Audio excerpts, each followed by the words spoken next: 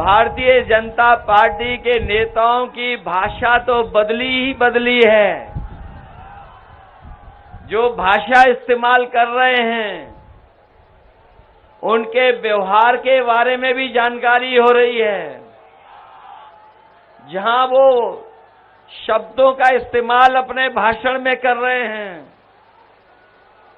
उससे पता लग रहा है कि इस बार उत्तर प्रदेश के चुनाव में वो धराशायी होने जा रहे हैं, धराशायी होने जा रहे हैं। बहुत कम दिन बचे हैं। 30 तारीख को प्रचार खत्म हो जाएगा। 1 तारीख को आपको वोट डालना है। वो 4 जून की जो तारीख है, वो न केवल मित्र मंडली को बदलेगी, मित्र मंडली तो बदलेगी बदलेगी, मंत्रिमंडल भी बदलेगा और मंत्रिमंडल के साथ साथ मीडिया मंडल भी बदल जाएगा। ये 10 साल से बीजेपी की सरकार ने हमें, आपको, सबको धोखा दिया है। और 10 साल अगर पीछे मुड़कर के हम देखेंगे तो इन बीजेपी वालों की हर बात झूठी निकली, इनका हर वादा झूठा निकला। हम अपने नौजवानों को कह के जा रहे हैं, जो इंडिया गठबंधन ने तय किया है कि 4 जून के बाद जब सरकार बनेगी तो न केवल जो 30 लाख नौकरियां जो कि अभी केंद्र सरकार की हैं वो भरी नहीं गई हैं, उनको तो भरेंगे ही भरेंगे, उसके साथ साथ अग्निवीर व्यवस्था भी हमेशा हमेशा के लिए खत्म हो जाएगी। ये अग्निवीर व्यवस्था को हम लोग कभी स्वीकार नहीं कर सकते हैं। और ये अग्निवीर व्यवस्था जो लाए हैं, ये जानबूझ करके बीजेपी के लोग लाए थे।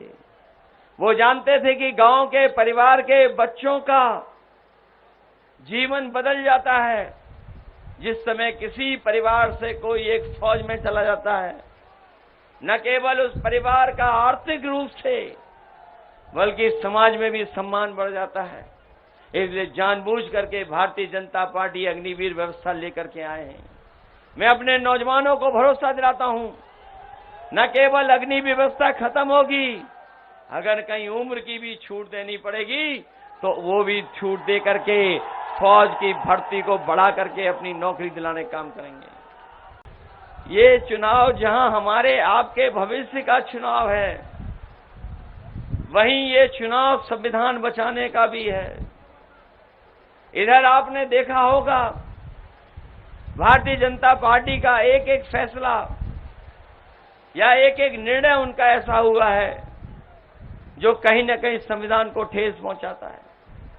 हमने कई मौकों पर कहा और हर सभा में कहा कि अगर इन्हें दोबारा मौका मिल गया तो यही जो संविधान बाबा साहब भीमराव अम्बेडकर जी का बनाया हुआ है, इस संविधान को बदल देंगे।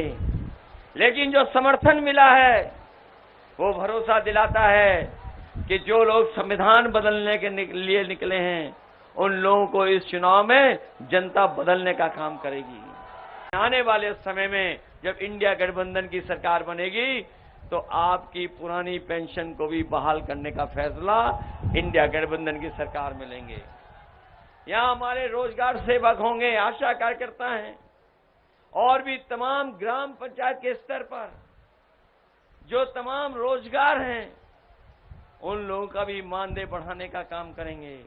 जहां हम किसानों का कर्ज माफ करेंगे, वहीं कहीं न कहीं व्यवस्था ऐसी भी लाएंगे कि हमारे गरीबों को, जो बहुत कुछ पैसे वाले कुछ होते हैं गांव में, उनसे सूद पर पैसा लेना पड़ता है, हम अपने गरीबों के लिए कोई न कोई ऐसा फैसला लेंगे जहां बैंकों से कर्ज माफ करेंगे और गरीबों को सस्ते में कर्ज मिल जाए, जिससे उन्हें कभी भी किसी के सामने अपने हाथ न फैलाना पड़े।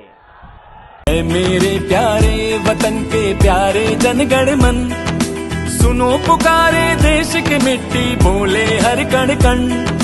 तानाशाह रवैये से परेशान है जनजीवन।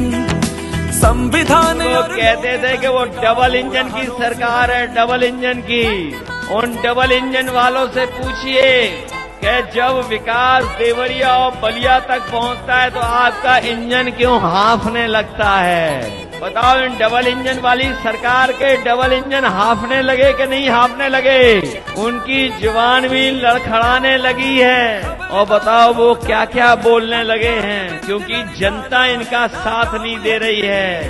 इस बार जब वोट पड़ेगा 7वें चरण में तो ये भारतीय जनता पार्टी वाले 7 समुंदर दूर दिखाई देंगे। पीडीए सरकार मांग रहा है देश, पीडीए सरकार मांग रहा है देश।